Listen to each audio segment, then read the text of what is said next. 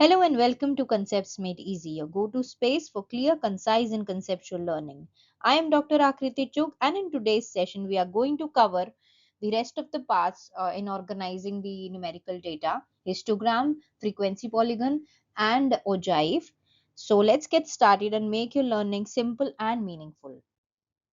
So histogram. So जो हमने previous lecture में किया है जिसके अंदर न्यूमेरिकल डेटा को ऑर्गेनाइज करने के लिए हमने टाइप्स पढ़े थे, कौन कौन से पढ़े थे, जिसमें हमने ऑर्डर्ड एरे पढ़ा, स्टेम एंड लीफ प्लॉट समझा, स्टेम एंड लीफ प्लॉट को समझा, फ्रीक्वेंसी डिस्ट्रीब्यूशन किया, उसके स्टेप्स किए और क्यूमुलेटिव फ्रीक्वेंसी के डिस्ट्रीब्यूशन को समझा।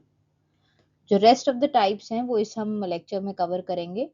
ये सारे के सारे जो हैं ये न्यूमेरिकल डेटा को ऑर्गेनाइज करने के तरीके हैं कि हम ऑर्गेनाइज कैसे कर सकते हैं न्यूमेरिकल डेटा को in the form of tables और ग्राफ्स एंड हिस्टोग्राम। हिस्टोग्राम क्या है? ग्राफिकल रिप्रेजेंटेशन है of numerical data that uses bars to show frequency और count of values within a range यानी क्लास इंटरवल्स। ये जो है concept of frequency and class interval का, ये हमने लास्ट क्लास में समझा है frequency distribution and cumulative distribution करते हुए। तो इस तरीके से कुछ डेटा दिखता है। क्या कहता है वो? ये एक्स की वैल्यूज हैं और ये एफ है। इसके अंदर 10 से लेके 19 तक कुछ फ्रीक्वेंसी दी होगी। एक बार 10 से लेके 19 तक कुछ फ्रीक्वेंसी लिखी होगी, फिर 20 से लेके 29 तक कुछ फ्रीक्वेंसी लिखी है, फिर 30 से लेके 39 तक कुछ फ्रीक्वेंसी लिखी है। तो ये क्लास इंटरवल्स हैं और ये फ्रीक्वेंसी काउंट्स हैं। ये क्या कह रही हैं कि ऐसे दो वैल्यूज हैं जो 10 से 19 के बीच में लाए करती हैं, ऐसी 3 वैल्यूज हैं जो 20 से 29 के बीच में लाए करती हैं, ऐसी 5 वैल्यूज हैं जो 30 से 39 के बीच में लाई करती हैं। तो हिस्टोग्राम इसी डेटा को ग्राफ की फॉर्म में रिप्रेजेंट करता है, राइट। तो इसकी कैरेक्टरिस्टिक्स क्या है? ये क्वांटिटेटिव डेटा के लिए काम आता है, ये कैटेगोरिकल के लिए काम नहीं आता। जो बार्स हैं वो एडजेसेंट है, यानी इन बार्स में कोई भी गैप नहीं है, कोई भी गैप नहीं है। क्यों? क्योंकि डेटा जो है वो कॉन्टिन्यूअस है। डेटा क्या है? कॉन्टिन्यूअस है, तो इसके अंदर कोई भी गैप नहीं है। एक्स एक्सिस के अंदर हम क्लास के इंटरवल्स को शो करते हैं, यानी ये जो इंटरवल्स दिए हुए हैं ये एक्स एक्सिस में जाएंगे और जो वाई एक्सिस में जाएगी वो क्या जाएगी? फ्रीक्वेंसी जाएगी, राइट। एक बार इसको देख लेते हैं एग्जाम्पल से।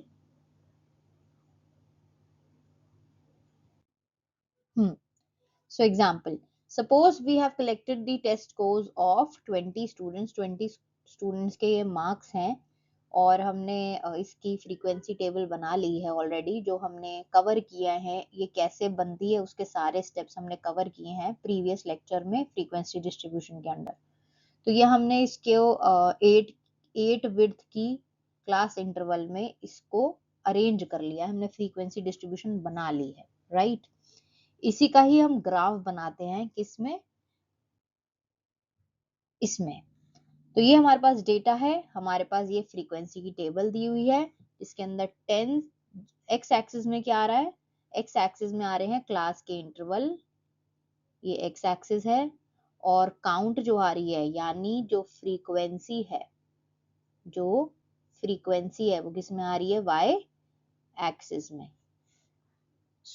10 से लेके 20 के बीच में कितने हैं? 5 काउंट हैं। तो ऐसी 5 वैल्यूज हैं जो 10 से लेके 19 के बीच में है, 1 2 3 4 और 5। तो यहाँ पे हमने ग्राफ में बना ली।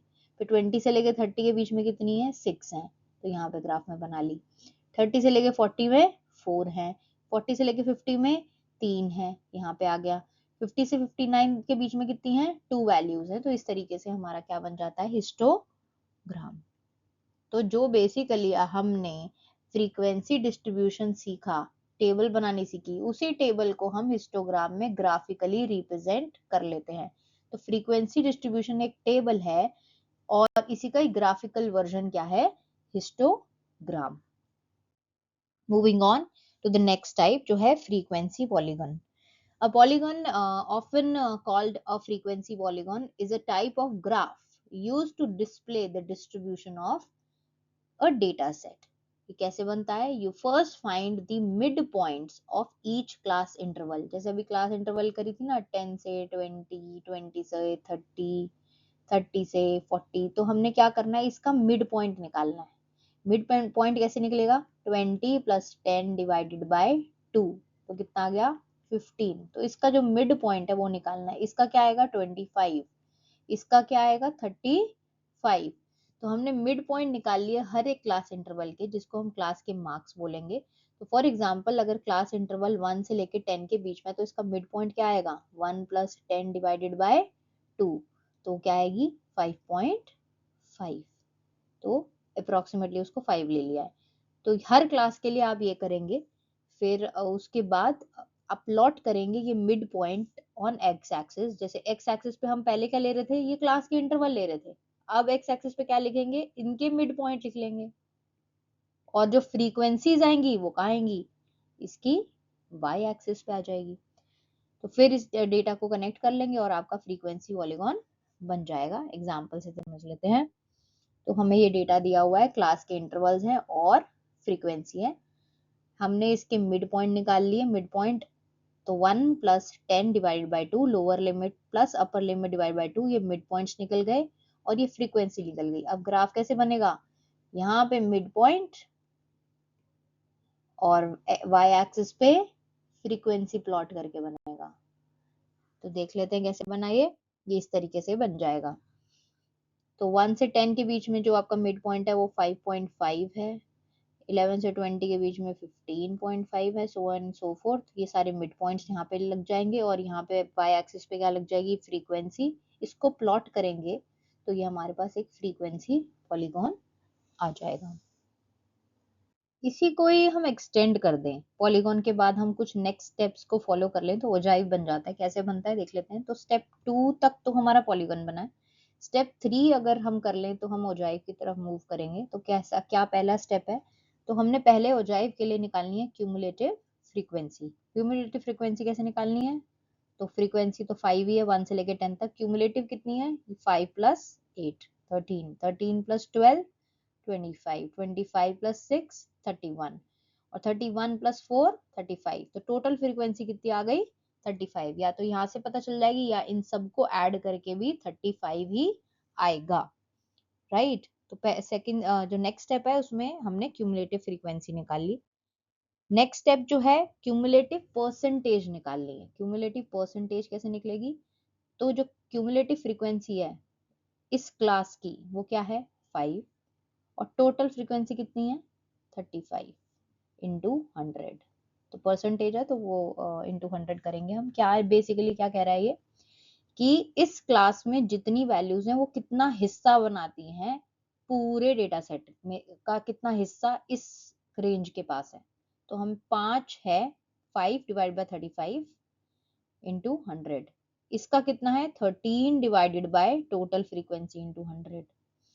25 divided by total frequency into 100, 31 divided by 35 into 100 and so on so forth। ये आपने क्यूमुलेटिव परसेंटेज निकाली। नेक्स्ट स्टेप ये होता है। सो आपके पास क्या दिया हुआ था? क्लास इंटरवल दी हुई थी, क्लास इंटरवल दी हुई थी और अगर फ्रीक्वेंसी दी हुई थी। फिर हमने क्यूमुलेटिव फ्रीक्वेंसी निकाली, फिर हमने क्यूमुलेटिव परसेंटेज निकाली। नेक्स्ट स्टेप में क्या करना है? प्लॉट कर देना है ओजाइव को। अब ओजाइव को प्लॉट करने के लिए क्या आएगा? एक्स एक्सिस में, एक्स एक्सिस में आएंगी क्लास की बाउंड्रीज और परसेंटेज वैल्यूज कहाँ आएंगी? वाई एक्सिस पे। एक बार देख लेते हैं।